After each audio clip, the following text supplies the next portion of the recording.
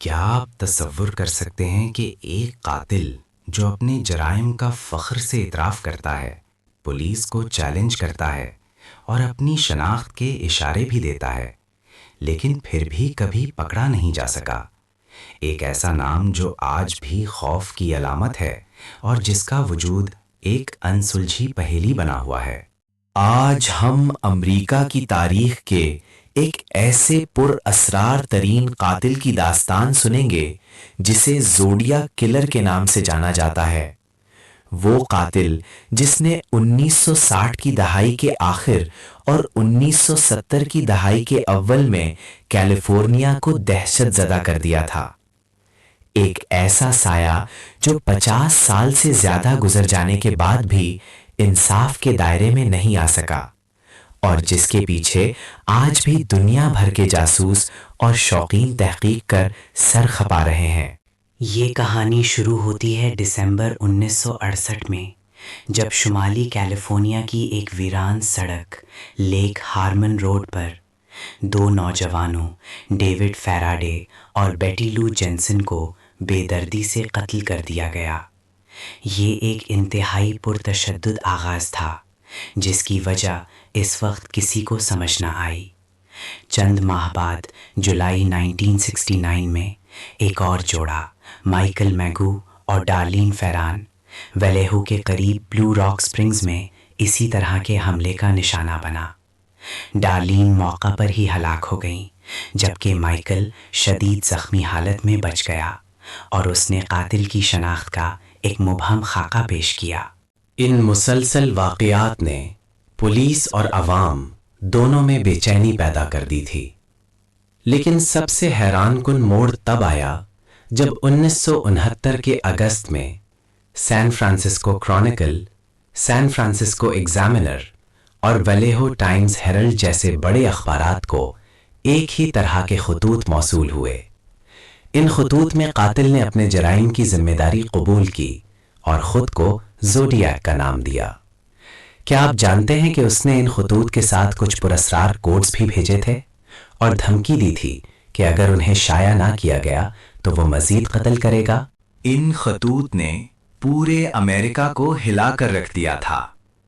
زوڈیاک نے دعویٰ کیا تھا کہ ان کوڈز میں اس کی شناخت چھپی ہوئی ہے اور اس کا مقصد غلاموں کو جنت میں جمع کرنا ہے۔ ان خوفناک خطوط میں وہ پولیس کا مذاق اڑاتا تھا اور اپنے اگلے ہدف کی دھمکیاں دیتا تھا۔ یہ ایک ایسا کھیل تھا جو اس پر اصرار قاتل نے قانون نافذ کرنے والے اداروں کے ساتھ شروع کیا تھا، اور اس نے اپنی پہلی پہیلی، جسے 408 سائفر کہا جاتا ہے، کو حل کرنے کا چیلنج دیا۔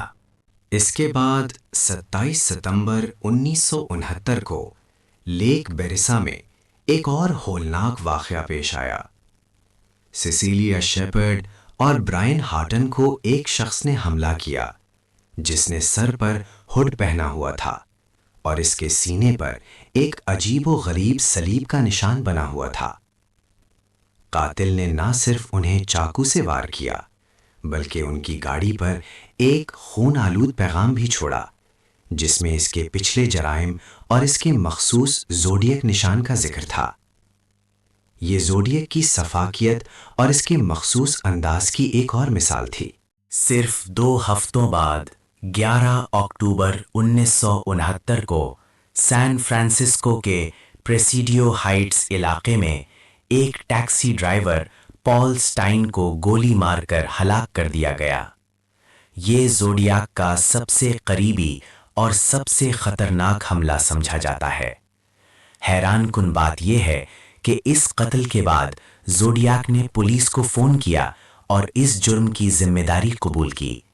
اس نے یہاں تک کہ ایک اخبار کو سٹائن کی خون آلود شرٹ کا ایک ٹکڑا بھی بھیجا، جس سے اس کی دھمکیاں مزید حقیقی ہو گئیں۔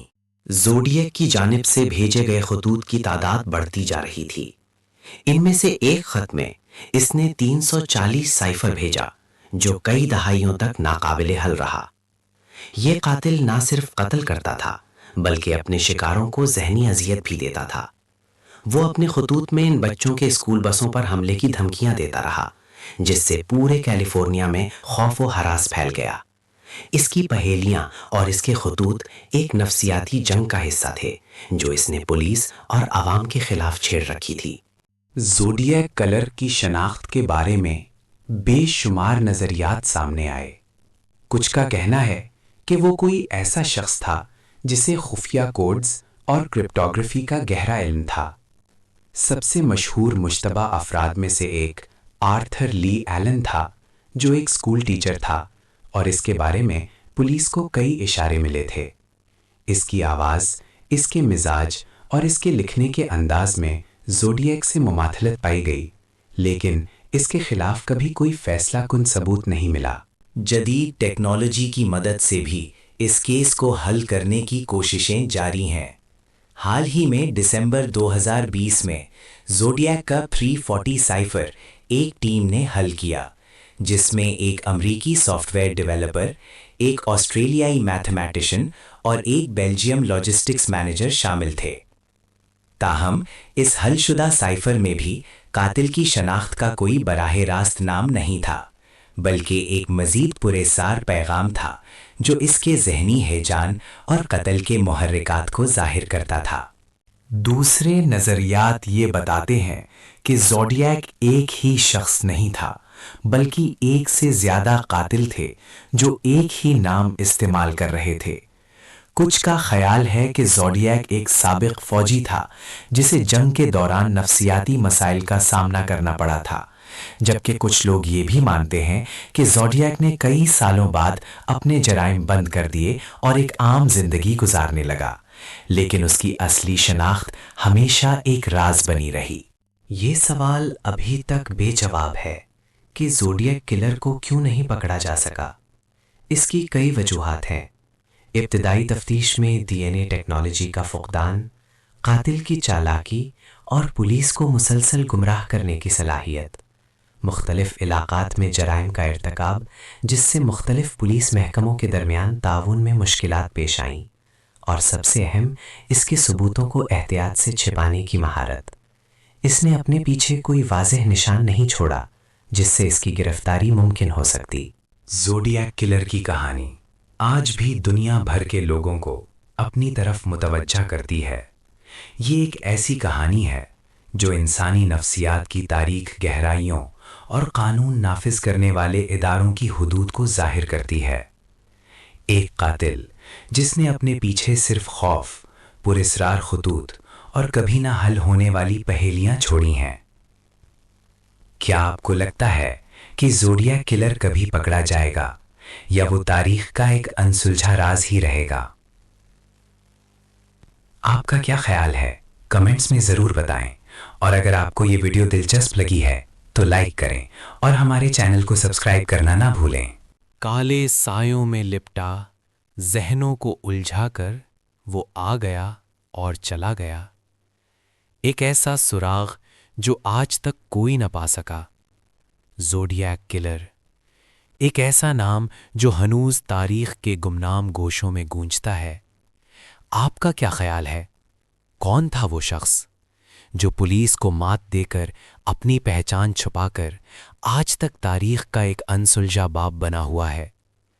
اگر آپ کو ایسے ہی اسرار پسند ہیں تو ہمارے چینل کو ابھی سبسکرائب کریں اور اس ویڈیو کو لائک کریں، کیونکہ بعض راز کبھی مکمل طور پر نہیں کھلتے۔